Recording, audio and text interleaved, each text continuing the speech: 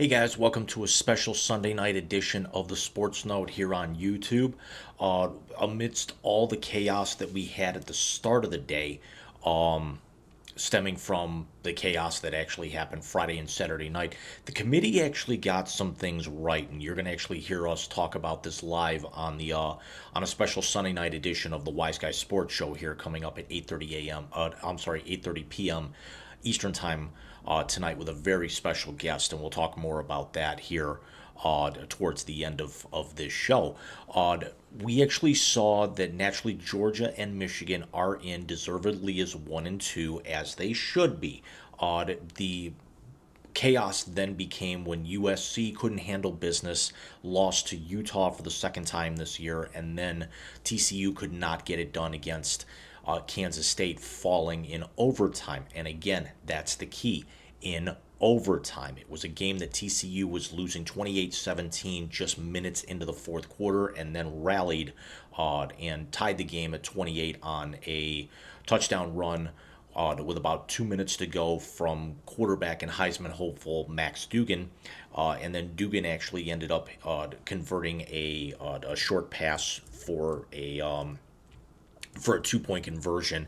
And then the game goes to overtime, and Kansas State wins 31-28. That's actually not the primary part of the story. Is that TCU did get into the playoff, which was deservedly so, as being not just a one-loss team, but the only one-loss team standing that actually got to their conference title game. Had they won, they would have been a lock. They would have been the three automatically, and then you could pick and choose whoever you would have wanted for that four. But by them losing, then it actually costs a little chaos. Does Ohio State or Alabama get in? Do they actually get slotted above TCU with a stronger, schedule? Although really the only dramatic game Ohio State played most of the second half of the year against a worthwhile opponent when it all came down to it was the Michigan game, where they got smacked around in the second half.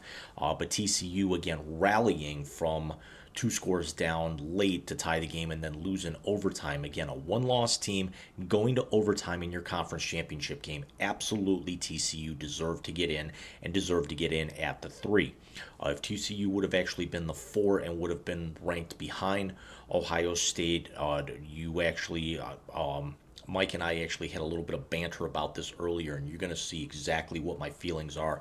You're going to have to tune into the Wise Guys here within a little later on tonight to see exactly how extreme I was looking to take that, and not just out of my hatred of Ohio State, but you'll have to tune in and find out.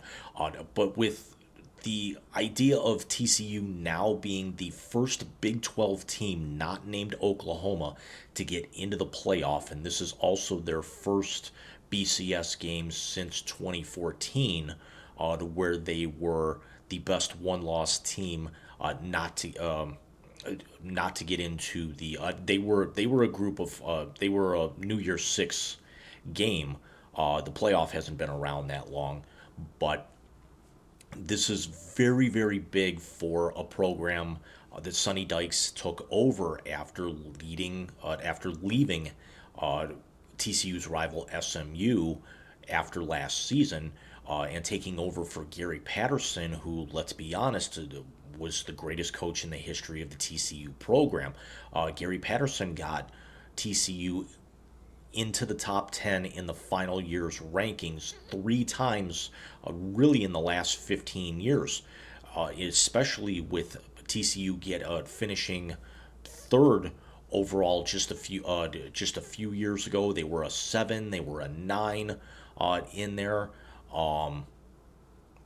But the idea of Dykes, who's really not had the best bowl record, getting a shot at redemption, although it's going to be extremely difficult with them matching up against undefeated Michigan, even without their Heisman hopeful Blake Corum, who had season-ending knee surgery earlier this week after injuring it in the second half against Illinois. Missed the Ohio State game entirely, but Michigan was able to find other alternatives, fact that Ohio State could not stop the run, that Ohio State had to, pin their ears back, put 8, 9, 10 guys in the box, and just was dominated by the big play.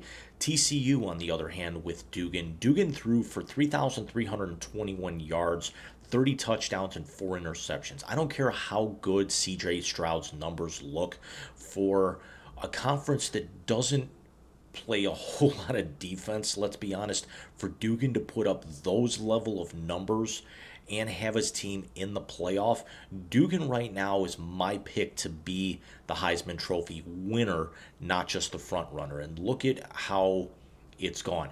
Corum got hurt, missed his rivalry game, missed his conference championship, and is going to end up missing their bowl game coming up here in 4 weeks, as he's going to need, as they're hopeful that that he can be ready for his pro day, and the combine later on in the spring.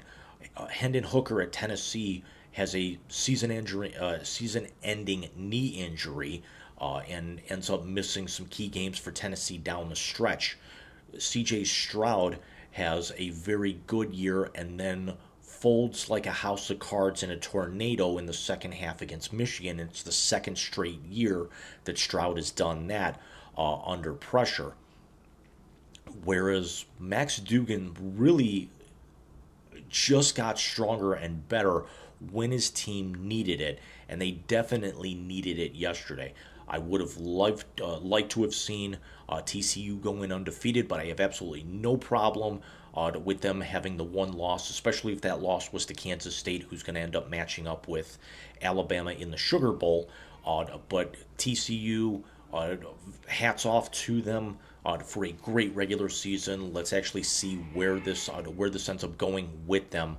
And you actually know my feelings on Kansas State because I talked about them earlier in the year when you've got the best running back in college football in Deuce Vaughn, who's probably going to end up being a top 10 pick in next year's draft alongside of Blake Corum at Michigan. Max Dugan could have easily played himself into being a first round pick this year. He's going to shoot way up the board. I don't know if he's going to be in a scenario where the Houston Texans would want to take him at 1, keep him in Houston, and try and air it out, because let's be honest, the Texans do not have the weapons for Dugan to be able to air it out. And Houston's already got a couple of young quarterbacks right now to where you probably would not want to throw Dugan in there immediately.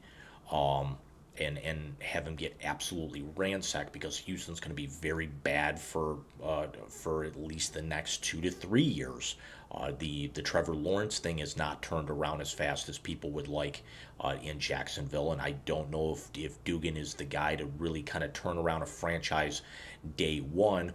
But I do feel that he could be a lot like it's a really bad analogy, but I see a lot of Joe Burrow in Dugan, is with the fact that if he doesn't play his first full year, he's so much better that second year, just as the game comes to him. Now, I understand that Burrow was thrust in there right away, then got hurt, missed the rest of the year, and then came out like gangbusters last year, getting Cincinnati to win, the Cincinnati Bengals within probably 2 or 3 minutes of their first Super Bowl in franchise history.